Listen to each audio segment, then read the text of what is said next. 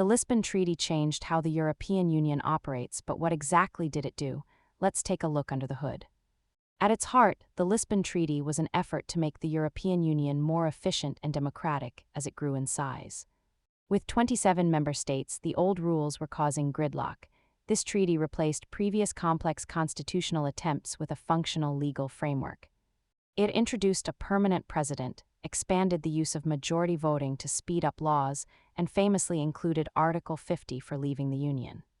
The Lisbon Treaty completely reshaped how Europe functions, moving from a slow consensus model to a unified political powerhouse with clear rules for exiting.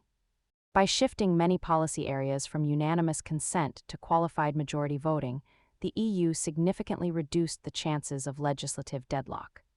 Ultimately, the goal was to ensure that a larger union could still act decisively on the world stage.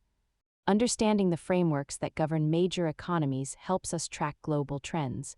Subscribe for more deep dives into how the world works.